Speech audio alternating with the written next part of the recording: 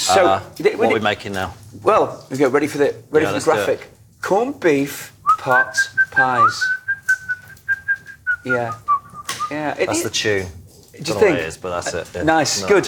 So this is a classic sort of something for the weekend dishes today. We're doing a Scotch egg, then we're doing corned beef, which are two of our favourite ingredients in the whole world. So what we've got corned beef. When I was in America, when I was in Whistler last year snowboarding, I had corned beef, but it was more like this. It was more shredded, rather than compact. Like shredded. That's exactly what it is. It's made from beef. Traditionally, it's made from beef brisket. And it's what we call it salt beef in this country more often than not. And the corning is in fact the salt kernels that preserve the beef. That's why it's called corned beef. Nothing to do with corn at all. This is beautiful. Now we had award-winning black pudding. Now we've got award-winning corned beef. Honestly, Tim, that's incredible. Taste some of this. Guys in Ireland make this corned beef, and it has just won a taste award over 7,000 competitors, and it won the tastiest ingredient. How delicious is that? But whilst we're using this, you can just use your good old tin of corned beef, which makes it really, really inexpensive. Corned beef, a little bit of sugar, white pepper, again like we had in the Scotch egg, some garlic, some gherkins, some onion, we've got some parsley, we've got some beer, we've got some stock, we've got some carrots, and then we've got puff pastry that's in the fridge. Nice or what? Okay, so in here, we're cooking off a little bit of smoked bacon, so we get some flavour in there, cook it till it's nice and crispy, and then we take that out of the pan, but I would like that in a sandwich with cheese and coleslaw on top of it. Heaven. I'd like it with Dijon mustard and some pickles on the side, I think. Good, yeah. And I think it would take a good heavy rye bread. Oh, a nice bit of rye bread. Or a pumpernickel even. Oh, hey. Yeah? Now we're talking. Let's forget this. Get some bread in it. We'll have a sandwich. So, if you'd like to slice that would be delicious. Slice it? Which way am I doing it? Round? Yeah, that'll do you. So basically what we're going to do, a pot pie, as I said at the top of the show, is a pie that is in a pot and has a lid on it. It isn't a pie that ever has a base on it. And that's all it means. Sometimes people think it has to be cooked in a certain way. It doesn't. It's about cooking it in a pot. So, that it gets cooked away. A little bit of garlic that we're going to slice as well. Now, you and I both went to football yesterday, and I was a talking head after the game, which I just loved. What did you do? I was on LFC TV after it with Jason McCartney and Gary Gillespie, and John who does the commentary. Doing punditry? I did punditry. Do you know what? Did you say it's the movement off the ball? Of course. Oh, phew. Yeah, I did that, and I did obviously put in a few cliches as well, that, you know, because it was a game of two halves yesterday for Liverpool. They won 2-1. First half we were great, second half, we liked a little bit. It was brilliant. So I'm looking forward to the call-up for match of the day, to be honest. It won't be long. Were you sitting there thinking, this is easy? Yeah. No, actually, I didn't. You know, and suddenly you have to actually say it out loud. What you say to your mates in the pub, you go, oh, it was rubbish today. Well, you can't really say that, can you, as a pundit? It's not very good, so you've got to be a little bit more constructive. But I enjoyed it. It's great, thank you. Are you going to win the league? No, I don't think we will.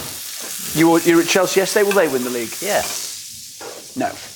Yeah, we will. Now I'm a pundit, Tim. We're only 3 points behind. Yeah, we're only 6. So, carrots. Cut that in half down the middle, and then cut it into half again, so we end up with 4 quarters on the end, if you like. And so the onion, we're rattling through this obviously because, because it's telling. In real life, cook this slowly. 4 quarters, like that? No. No. So then in half again. Oh, I see. And then across, so that we get out of each end, then you get in 4 pieces. What you want to do is cook these things slowly, because obviously... Like this? Yeah, perfect. How big? Wherever you think, chef. That big. Well, I'm no longer going to ask you those things. I'd have gone for rounds or battens. Would you? Fine. I would have been happy with that. I really would. It's all about whatever you fancy. I think one of the lovely things of this as a dish is that it's a very simple thing to do. The important thing, whenever you make any kind of pot pie, whether it be chicken, beef, corned beef, whatever it is, once you've made the filling, before you put the lid on, straight into the pan, Tim, before you make the filling, you have to let it go cold before you put the lid on.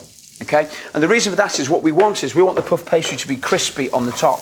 If you put the lid on when the filling is still warm, the puff pastry will be soggy. Now you know what we're going to do. We're going to chop the corned beef into big chunks. Are we? Yeah. Okay, I better just eat this bit though. Yeah.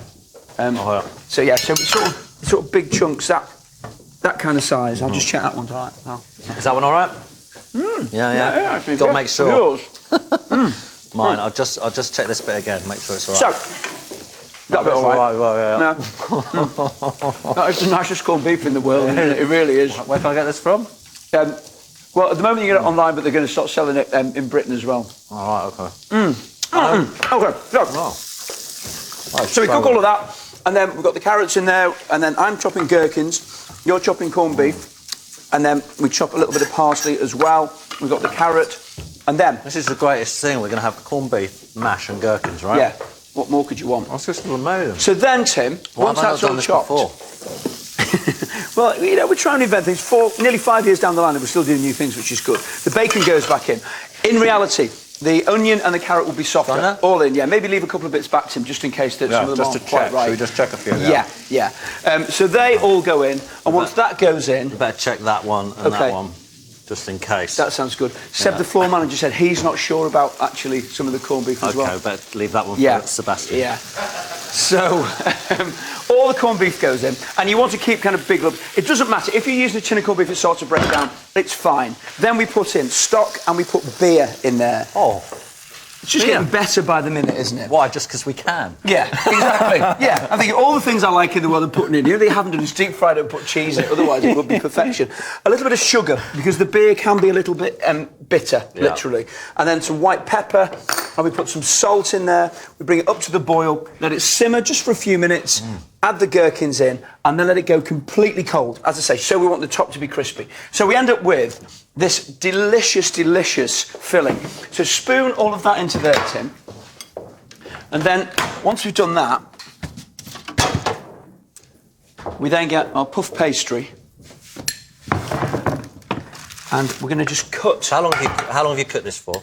Oh, not very long at all. Basically, the key to it is cooking the onions and the carrot until they're soft. That's 5 or 6 minutes. After that, you bring it up to the boil, simmer for about 6 minutes. Yeah, plenty. You don't want it to be too big, but it's got to be cold. Before we put this lid on, it's got to be cold. Because the pastry wants to be crispy. You don't want soggy puff pastry. That's your worst thing, isn't it? When you have a Cornish pasty, if it's warm and it's soggy, you don't like it.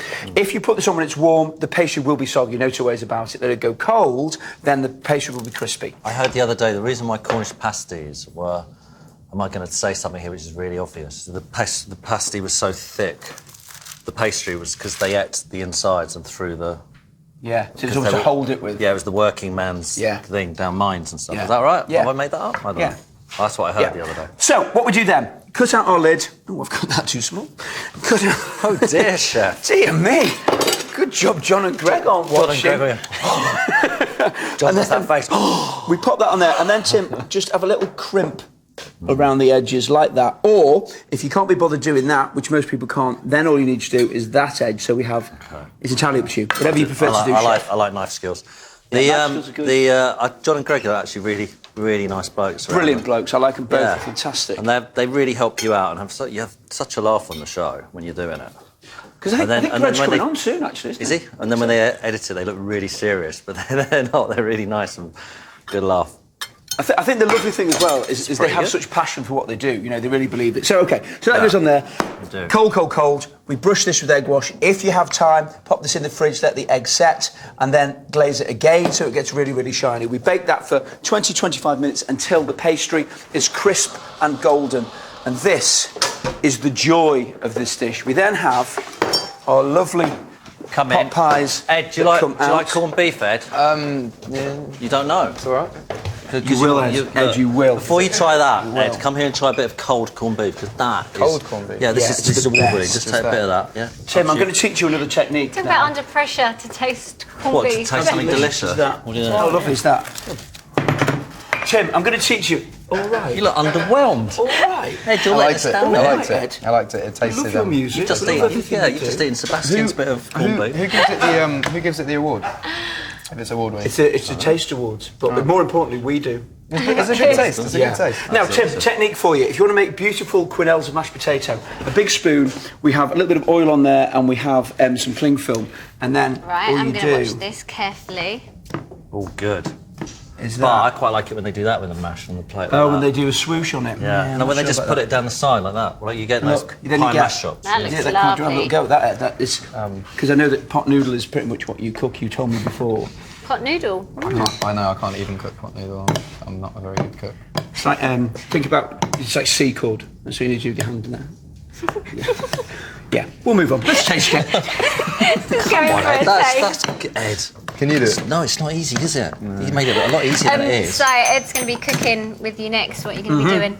It's not bad. How am I doing this? I like it when you do this. Cheshire cheese. Dig in. Apple cobbler. I'm going to have some potato mash. That's how I do it. See, well, you have like a different Okay. instrument. Oh, mash isn't just... Do it like that. Lovely. Okay. Oi, hold They're on. making such a mess here. Okay, you can see that on our website, vives.co.uk/something for the weekend. Hold on. You can also Slow down, Lou, email I've not us tried it. questions from there July. for Ed, Merlin's, You know Polly what, Morgan that's- and yeah, Angel that's Colby, good. or Yeah, tweet pretty at good. SFTW. You ready? Oh, Pretty good. Yeah, yeah. I'm having some more. Corned beef, delicious. beer, gherkin smash. What's not to like? so good. You can't beat a bit of pie and mash. I'm taking that one home with me. Right, a chance now to get up close to tough and sometimes brutal training of military cadets. It's time to get smart and a flyer on the wall. Sandhurst.